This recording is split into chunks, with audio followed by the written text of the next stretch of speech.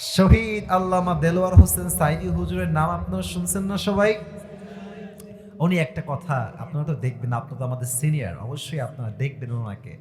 আমাদের কলিজার টুকরা ভালোবাসার মানুষ তিনি। উনি আসলে খুব দামি কথা বলতেন। উনি বলতেন যে হক কথা বললেই তিনটা ট্যাগ আসে আমাদের উপরে। এক নাম্বার জঙ্গিবাদ, আসে না আসে না আসে না। আর একটা ট্যাগ আসে যুদ্ধ অপরাধী। হ্যাঁ, আমরা নাকি দেশ বিরোধী যুদ্ধ করেছি, আহা রাজাকার। আর একটা ট্যাগ আসে, সেটা হচ্ছে মৌলবাদ। তো উনি বলতেন যে মৌলবাদী বললে আমরা আবার রাগটা করি না, আমরা খুশি হই। তা আমি ভাবলাম কি রে, হুজুর খুশি হয় কেন? তো সাইদি সাহেব বললেন যে দেখেন, মৌলবাদ শব্দটা আসছে মূল থেকে। আমার নীলফামারীর ভাইরা কি থেকে আসছে? মূল মানে হচ্ছে কোরআন, মূল মানে হচ্ছে হাদিস, মূল মানে হচ্ছে আল্লাহ তাআলা, মূল মানে হচ্ছে হিজ লাস্ট মেসেঞ্জার মুহাম্মদ সাল্লাল্লাহু আলাইহি ওয়াসাল্লাম। তো উনি বলতেন যারা আমাদেরকে মৌলবাদী বলে গালি দাও তারা হচ্ছে সব আগাবাদী। এবার বলেন তো, গাছের আগায় শক্তি বেশি না গোড়ায় শক্তি বেশি? আসতে বললেও অজ হবে না, আগায় না গোড়ায়? উনি বলতেন বাড়াবাড়ি বেশি তোমরা কইরো না, না হয় 18 কোটি মানুষ গাছের গোড়ায় একটা ঝাঁকুনি দিবে, মামুর বাড়ি দিল্লি গিয়ে তোমরা পড়বা। দিল্লি গিয়েই পড়েছে। ওনার প্রত্যেকটা কথা আজকে বাংলার মাটিতে বাস্তবে রূপ ধারণ করেছে, ঠিক কিনা বলেন? আচ্ছা, আর একটা বিষয় দেখেন, ওনাকে বলা হয়েছিল উনি হচ্ছেন রাজাকার। আর উনি সংসদে দাঁড়িয়ে বলেছিলেন আমাকে রাজাকার বলে কেউ যদি প্রমাণ করতে না পারে 10 কোটি টাকার মানহানি মামলা করব। আর একটা কথা উনি বীর পুরুষের মতো বলেছিলেন, সেটা হচ্ছে যদি কেউ আমাকে রাজাকার বলে রাজাকার প্রমাণ করতে না পারে, বুঝতে হবে সে পিতৃ পরিচয়হীন অবৈধ সন্তান। তাহলে এখান থেকে কি শিক্ষা? আপনি কথা বলবেন বাঘের মতো, বিড়ালের মতো 500 বছর বেঁচে থাকার কোনো দাম নাই, সিংহের মতো 1 ঘন্টা গর্জন দিয়ে আমরা বাঁচতে চাই। আচ্ছা, এবার আমি কিছু কথা বলে শেষ করে দেই আমার ভূমিকার কথা। এটা আমার হাতে কি? নীলফামারী মানুষের সাউন্ড আছে ভাই, এটার নাম কি? এটা দিয়ে দেশ চলুক, এটা আমরা সবাই চাই কি চাই না? এটা দিয়ে যদি আইন কায়েম হয়, দেশে কি ইনসাফ থাকবে কি থাকবে না? আমি জাস্ট বোঝাবার জন্য একটা এক্সাম্পল দিয়ে মূল বিষয়ে ফিরে যাব। আচ্ছা, এই যে আমার মোবাইলওয়ালা ভাই, একটু দাঁড়ান তো কলিজার ভাই, আপনি দাঁড়ান, কোনো ভয় নাই, কোনো ভয় নাই, কোনো ধমক দেব না। আপনার নাম কি? মানিক ইসলাম। একবার তাকান তো সবার দিকে। না, ওকে ধমক দিব না, আমি এমনি জাস্ট বোঝাবার সাথে দাঁড় করিয়েছি। মানিক ভাই দিকে তাকান। ওকে দেখা যায় না? মনে করেন যে মানিকের ডান পা আমি আজকে রেগে কেটে ফেললাম, খেপে। বসে পড়ো, বসে পড়ো। আচ্ছা, এখন তার পা কেটে ফেলেছি, কালকে আপনারা আমাকে ধরে, আসিফ হুজুরকে ধরে জেলখানায় দিলেন। আর দুপুরের পরে জজ আদালত আসলো, জেলা আদালতে গিয়ে আমার বিচার হলো কি, যে মানিকের পা কাটার জন্য আসিফ হুজুরের 1 লাখ টাকা জরিমানা আর হচ্ছে 1 বছরের জেল। আচ্ছা, কোনো বিচার এটা কি সঠিক হলো কিনা, ওজন আমার কথা বোঝেন আগে বল। আচ্ছা ঠিক আছে, আবেগ কাজ করছে, বিবেক কাজ করে নাই। না সমস্যা নাই, এই জোশ লাগবে, কথা বলার সময় জোশের দরকার আছে। তো কোনো ওজন বা কোনো বিচার ঠিক আছে কিনা এটা বোঝার জন্য লাগে দাড়ি পাল্লা। কি পাল্লা? আচ্ছা, তো আমাকে দিয়েছেন 1 বছরের জেল আর 1 লাখ টাকা জরিমানা। তো বিচারটা সঠিক হলো কিনা দাড়ি পাল্লা নিয়ে আসেন।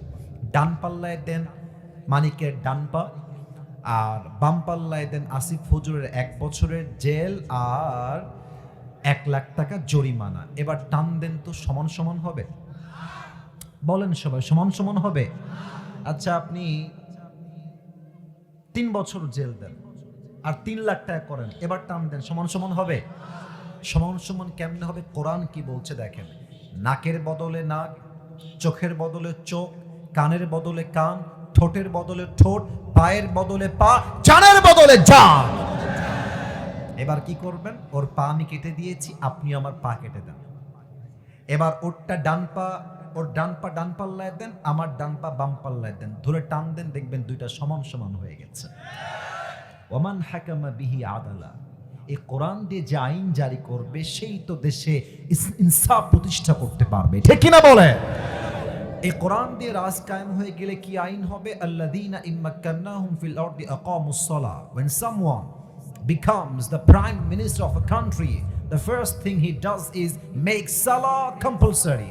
যখনই ইসলামী রাষ্ট্রে কোনো প্রধানমন্ত্রীকে নির্বাচিত হবে, তার প্রথম কাজ হবে নামাজকে আল্লাহর জমিনে বাধ্যতামূলক কায়েম করা। যুবক ভাইরা আমার, অতএব কেউ যদি আগামীতে ইসলামের রাজ কায়েম বাদ দিয়ে, দ্বীনকে কায়েম করা বাদ দিয়ে, আল্লাহর জমিনে আল্লাহ কোন আইনকে বাদ দিয়ে কোন স্বৈরাচারকে আমার দেশের গদিতে বসাতে চায়, আমি আসিফ স্পষ্ট ভাষায় বলতে চাই, আগামীতে স্বৈরাচারকে দমানোর জন্য এই নীলফামারীর জমিন থেকে একটা শহীদ আবু সাঈদ নয়, একটা শহীদ মুগ্ধ নয়, হাজার হাজার যুবক বুকের তাজা রক্ত দেওয়ার জন্য মাথায় কাফনের কাপড় বেঁধে রাস্তায় জীবন দিতে নামবে। দুই হাত তুলে বলো সবাই এবার ঠিক কিনা?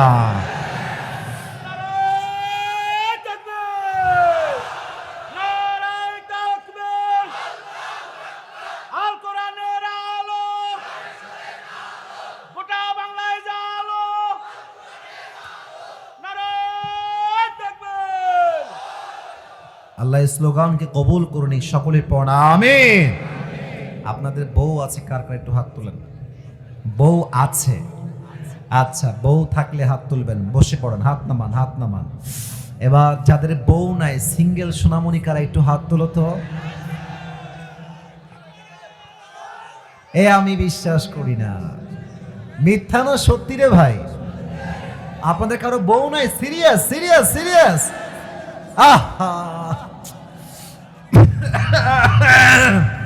হাত নামান। আমি প্রায় এই কথাটা বলি আমার আব্বাজানদের জন্য, মায়েদের জন্য, যে আমার যুবকদের শীত দূর হবে কম্বল দিয়ে না, ল্যাব দিয়ে না, একমাত্র যুবকদের শীত দূর হবে দিনদার বউ দ্বারা। যুবক ভাইরা আমার, আল্লাহ আব্বাজানদেরকে বোঝার তৌফিক দান করে। পড়েন সবাই আমিন। বোঝে না রে, বোঝে না। বিয়ের বয়স যে হয়েছে বাবারা বুঝতে চায় না রে। তবে বাবারা মাঝে মাঝে বুঝলেও কিন্তু কিছু কিছু মেয়ে টাকা ছাড়া আবার বিয়ে বসতে চায় না। যুবক ভাই, অনেক মেয়ে আমাদের দেশে নীলফামারীতে নাই, আর না আছে, কিছু মেয়ে আছে দেখবা টাকা পাইলে বুইড়ার সঙ্গে টাকলার সঙ্গে বিয়ের পিড়িতে বসে যায়। আল্লাহ এদেরকে হেদায়েত দান করুক। পরে সবাই আমিন। আমার কলিজার টুকরা মা বোনদেরকে আমরা সম্মান করি। আমারও বোন আছে, আমাদের মা আছে, আমাদের সকলের বাসায় মা বোন বউ আছে না? আমার কথা কি জানেন ভাই, আসলে বোরকা পরলে কিন্তু দিনদার হওয়া যায় না। আপনারা দেখবেন অনেক মেয়ে প্রেম করে, কথা বলছি, দেখবেন যে হাত মোজা পরে, পা মোজা পরে, নিকাব পরে। ওরে বাবা ইয়ার, ये तो अभी कभी जन्नत से भाग के दुनिया में आए हैं। এত ভালো মেয়ে কেউ হতে পারে? আবার দেখবা যে এই মেয়েটা বোরকা পরেই পার্কে বাদামও খাচ্ছে, প্রেমও করে বেড়াচ্ছে। ঠিক কিনা বলো? তার মানে উপরে ফিটফাট, ভেতরে পুরোটাই সদরঘাট। আল্লাহ এই সমস্ত মেয়েদেরকে হেদায়েত দান করে। পড়া আমিন। আমরা তিনটা তাকবীর দিব। প্রথম তাকবীর দিবেন বিবাহিত ভাইয়ারা, দ্বিতীয় তাকবীর দিবেন আমার প্রিয় সিঙ্গেল ভাইয়ারা। I would like to test everyone who is more powerful. কার শক্তি কত বেশি, আজকে একটা পরীক্ষা হয়ে যাবে। বিবাহিত ভাইয়ারা একটা কাশি দেন। আওয়াজ নাই রে। বিবাহিত ভাইয়ারা আরেকবার কাশি দেন। আমার মুরব্বীরা, যুবক ভাইরা যারা বিবাহিত, তাকবীর দেন। লিল্লাহি তাকবীর। আওয়াজ ভালো আছে। এবার আমার সিঙ্গেল ভাইরা কাশি দাও। এবার দেখা যাক কে পারে। সিঙ্গেলরা তোমরা দেখি পারো কিনা। লিল্লাহি তাকবীর। বিবাহিত ভাইরা, আই এম সো সরি, আজকে সিঙ্গেলরা 80 নাম্বার বেশি পেয়ে পাস করেছে। ঠিক কিনা বলেন? এবার সবাই মিলে তাকবীর দিবেন এক বাক্যে, একই টাইমে, বীর পুরুষের মতো, বাহাদুরের মতো, বাঘের মতো, সিংহের মতো। সবাই একটা একসাথে কাশি দেন। হাত তুলে দিবেন, আমি দিচ্ছি, আমার সঙ্গে দেন। লিল্লাহি তাকবীর। আল কোরআনের আলো। ভুল হয়েছে, রাইট আনসার, সংসদে জালো। Let's try again together. আমরা আবার চেষ্টা করি। আল কোরআনের আলো, আল হাদিসের আলো, কোরআন হাদিস যেখানে, আলেম ওলামা যেখানে, ডোমারবাসী যেখানে, আল্লাহ তাআলা যেন কবুল করেন। জবান খুলে সবাই পড়ুন আমিন। আমি আবরারুল হক আসিফ আজ অল্প সময়ে একটি বিষয়কে হাইলাইট করতে চাই কোরআন থেকে, হাদিস থেকে, এবং আমি আপনাকে ইনশিওর করতে চাই আজকের পরিবেশ সবচেয়ে চমৎকার, সবচেয়ে সুন্দর। এবং আমি চাই যে এই মাহফিলটা আজকেই ইতিহাস হবে তা নয়, কালকে এটা ফেসবুকে, ইউটিউবে আপলোড যাবে, এটা পুরো দেশ ভেবে এটা ঐতিহাসিক মাহফিল হয়ে থাকবে। আমরা চাই কি চাই না? সবাই বলেন দিল থেকে ইনশাআল্লাহ। মনোযোগ বাড়ায় দেন সবাই, মেহেরবানি করে আমার চোখে চোখ রাখেন। আর আমি যখন ঠিক বলতে বলবো তখন কথা বলবেন, আদারওয়াইজ কোনো কথা বলা যাবে না। আজ আলোচনার সেন্ট্রাল থিম বা সাবজেক্ট ম্যাটার হচ্ছে the life of hair after, পরকালের জীবন। বলেন সবাই কোথাকার জীবন? মাশাআল্লাহ, কি সুন্দর উত্তর পেয়েছি। বলেন সবাই দুনিয়ার জীবন না পরকালের জীবন? এবার আমাকে কিছু উত্তর দেন প্রিয় ভাইরা। আমরা যে এখানে জীবিত এসেছি, বাসায় যে জীবিত ফিরে যাব, do you have any guarantee about it? কোনো গ্যারান্টি কি আপনাদের কারো কাছে আছে?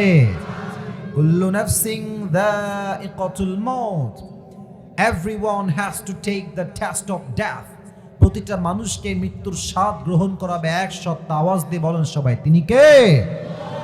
নাম্বার 2, বুঝে উত্তর দেন আমার নীলফামারীর ভাইরা। বলেন তো আপনার চিন্তায় আপনার কি মনে হয়, দুনিয়ার জীবন কি বেশি উত্তম না আখিরাতের জীবন বেশি উত্তম? এটার দলিল এই কোরআনে বলেন তো সবাই, আছে না নাই?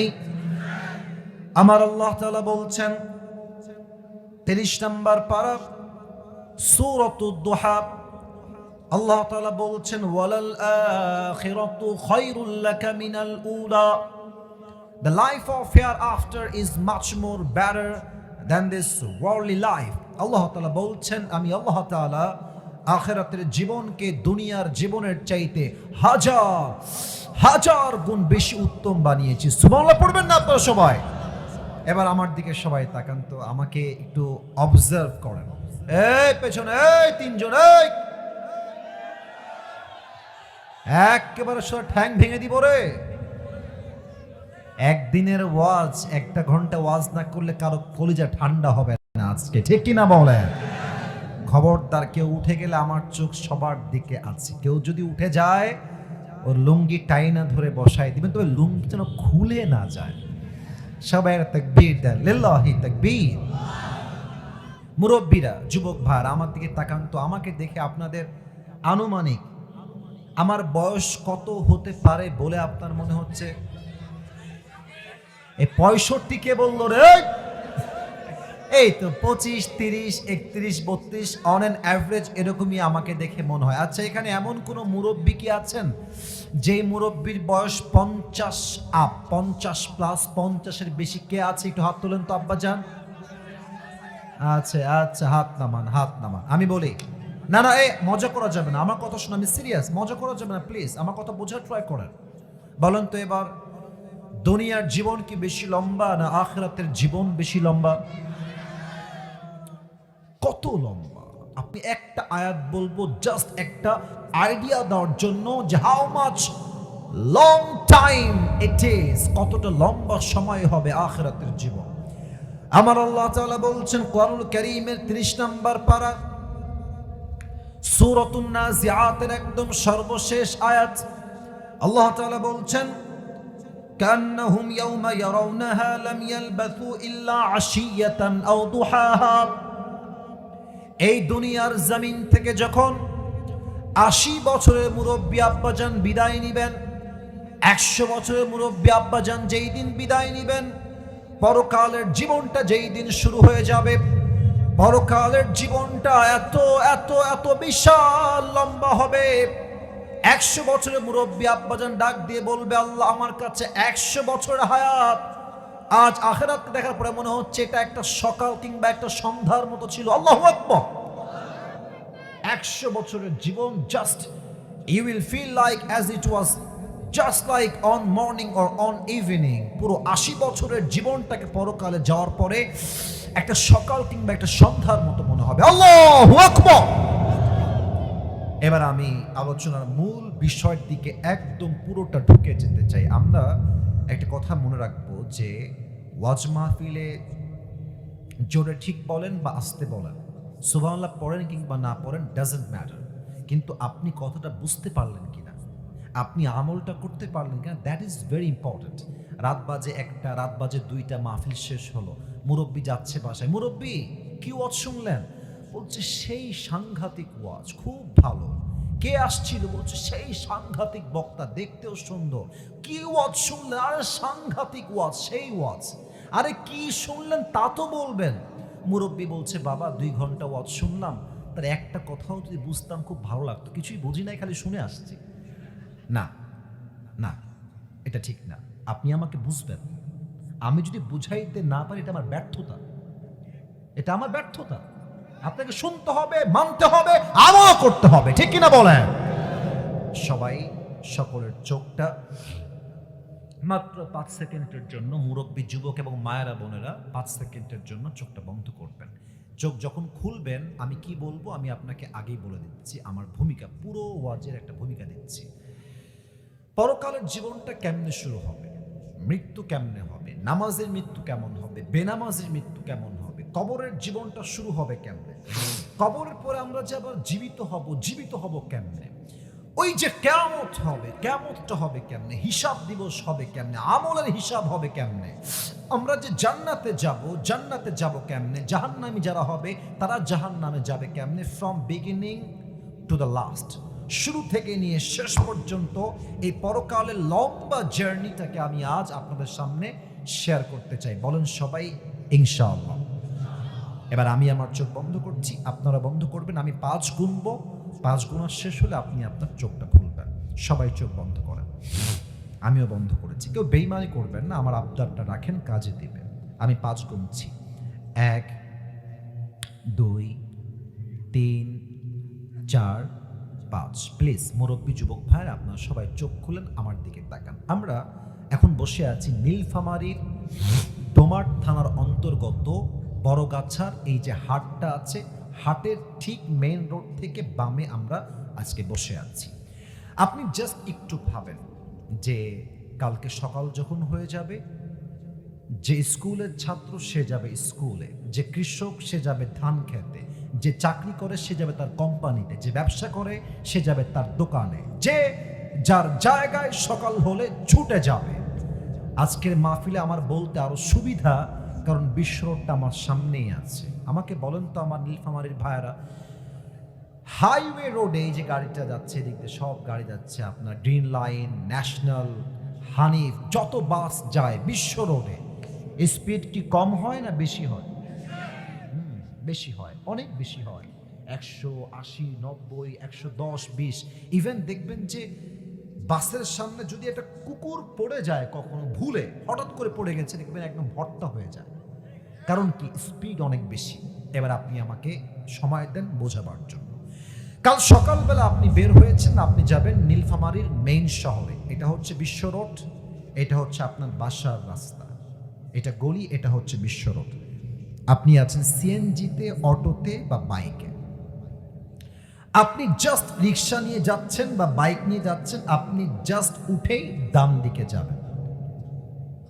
যখনই আপনি আপনার অটো নিয়ে, সিএনজি নিয়ে, বাইক নিয়ে বিশ্ব রোডে উঠেছেন, অ্যাট দ্য সেম টাইম এই পাশ থেকে হানিফ একটা বাস এসে আপনার সিএনজিতে বা বাইকে, অটোতে বা রিক্সায় এমন জোরে একটা ধাক্কা দিয়েছে, আপনি মুরব্বী বা যুবক বা মা কিংবা বোন, এক ধাক্কায় 40 হাত দূরে গিয়ে পড়েছেন। একটা ধাক্কা, এই কপালটা রাস্তার যে পিচ ঢালাও করা আছে, ঠাস করে একটা মারি দিচ্ছে। এক বাড়িতে মাথাটা ফেটে ফিলকি দিয়ে গল গল গল গল করে রক্ত বের হচ্ছে, আর বড় গাছা সব দৌড় দিয়ে আসছে, বাঁচাও বাঁচাও, এক বিশাল দুর্ঘটনা হয়ে গেছে, বাঁচাও তাকে। সবাই মিলে সবাই আপনাকে ধরেছে, অ্যাম্বুলেন্স কল দিয়েছে, অ্যাম্বুলেন্স চলে আসছে, কোনো মতে আপনাকে ধরে অ্যাম্বুলেন্সে নিয়ে নীলফামারী বা রংপুরের সদর হসপিটালে পাঠিয়ে দিয়েছে। আপনি senseless, You don't have strength to talk with anybody, কথা বলার মতো কোনো শক্তি আপনার কাছে নাই। 24 ঘন্টা পর আপনি চোখ খুলেছেন, কোথায় আসলেন? দেখছেন যে রুমে আপনি আছেন, রুমের ছাদ সাদা, দেওয়াল সাদা, যেই বিছানায় আপনি শুয়ে আছেন বিছানার রংটাও সাদা, বালিশটাও সাদা, ফ্যানটাও সাদা, everything is just looking like a white colour, সবই হচ্ছে সাদা রং। আপনার মাথায় চিন্তা আসছে, আমি আসলে ছিলাম কোথায়, আমি আসলাম কোথায়? হঠাৎ করে আপনার চোখটা ঝাপসাতে ক্লিয়ার হয়েছে, দেখতে পাচ্ছেন আপনি কোথায়। দেখছেন পায়ের বরাবর বিশাল লম্বা একটা গ্লাস ফিটিং করা দরজা, ওখানে লেখা আছে এই রুমটার নাম হচ্ছে ICU। কখন নিয়ে যাওয়া হয় ICUতে? যখন মানুষটার বাঁচার কোনো আশঙ্কায় আর থাকে না, জীবনের শেষ মুহূর্ত। তখন মুরব্বী আব্বাজান, যুবক ছেলেটা, মেয়েটা, বোনটা একটা চিন্তা করবে, ইস, মুরব্বী ভাববে সারাটা জীবন কি করলাম, কার জন্য সুদ খেলাম, কার জন্য হারাম খেলাম, কোন বইয়ের জন্য হারাম চাকরি করলাম, ইস যদি আমি সুদ না খেতাম, ইস আমি যদি ঘুষ না খেতাম। প্রত্যেকটা যুবক সেই দিন ICUর বেডে একটা কথা ভাববে যে আল্লাহ, ইস আমি পর্নোগ্রাফি কেন দেখলাম, আমি হারাম গান কেন এই কান দিয়ে শুনলাম, আমি হারাম প্রেম কেন করলাম। প্রত্যেকটা মেয়ে ভাববে, ইস আমি বোরকা কেন পরলাম না, পর্দা কেন করলাম না, মুখটা আমি কেন ঢাকলাম না, আমি নবীর সুন্নাহের আদর্শমান কেন হলাম না। আফসোস শুরু হয়ে যাবে। হঠাৎ দেখবেন আপনার রুমের জানালার থেকে একজন যুবক আকাশ থেকে জমিনে নেমে আসছে। এবার বলেন তো, যে আকাশ থেকে নেমে আসে সে কি মানুষ হয় না ফেরেশতা হয়? এবার তো উত্তরটা জোরে চাই, মানুষ হয় না ফেরেশতা হয়? ইসমুহু মালাকুল মউত, তার নাম হচ্ছে মালাকুল মউত। এখানে এসে আমাদের মাঝে আমরা দুইটা গ্রুপ হয়ে যাব। Number 1, the death of people, those who perform the salah, and number 2 is the death of people, those who do not perform the salah. এক হচ্ছে নামাজি বান্দার মরণ, আর এক হচ্ছে বেনামাজি বান্দার মরণ। নীলফামারীর ভাইরা কলিজা আঘাত করবে প্রত্যেকটা হাদিস আপনার, প্লিজ মনোযোগটা বাড়ায় দেন।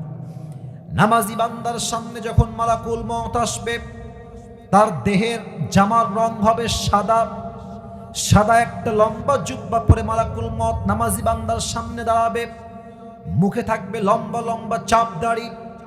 নামাজি বান্দাকে মালাকুল মউত ডাক দিয়ে বলবে, ইয়া আইয়াতুহান নাফসুল মুতমাইন্না উখরুজি ইলা মাগফিরাতিল্লাহি ওয়া রিজওয়ানিহি, এই প্রশান্ত আত্মা বের হয়ে আসো, আল্লাহর জান্নাত তোমার জন্য অপেক্ষায় আছে। সুবহানাল্লাহ পড়বেন না আপনারা? আচ্ছা আমার হাতের দিকে তাকান, এইটা আমার হাতে কি দেখা যায়, এটার নাম কি? আওয়াজ কমে গেল, এটার নাম কি? আচ্ছা বলেন তো, এটা কি গোল না চারকোনা? চারকোনা। হাদিসটা বলি, কাফাম মিন নাকফানিল জান্নাহ ওয়া হানুত মিন হানুতিল জান্নাহ। আল্লাহর হাবিব বলেছেন, নামাজি বান্দার রূহকে কবজ করবার জন্য আল্লাহ তাআলা জান্নাত থেকে একটা রেশমি রুমালের কাপড় দুনিয়াতে পাঠাই দিবে। পড়েন সবাই সুবহানাল্লাহ। এটা হচ্ছে নামাজি বান্দার মরণ। আর বেনামাজির মরণ হবে বড্ড ভয়ঙ্কর। যারা বেনামাজি এখানে বসে আছেন, কান খাড়া করেন, দিল খাড়া করেন।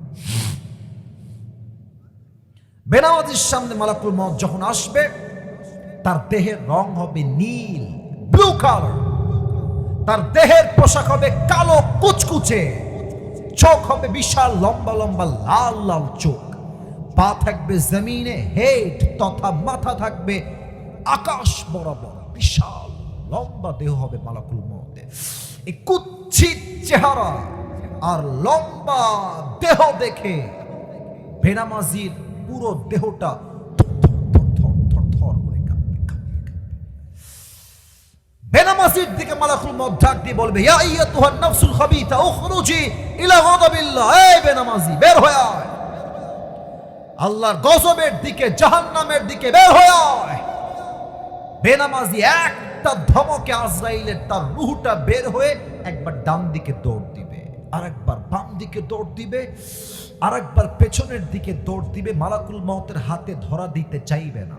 এবার আমার বাম হাত দেখেন, মালাকুল মউত যে দেখবে যে আত্মা পালাচ্ছে, একবার বামে ডানে পেছনে, পেছন থেকে এমনি হাতটা দিয়ে এক থাবা দিবে বেনামাজির রূহের দিকে।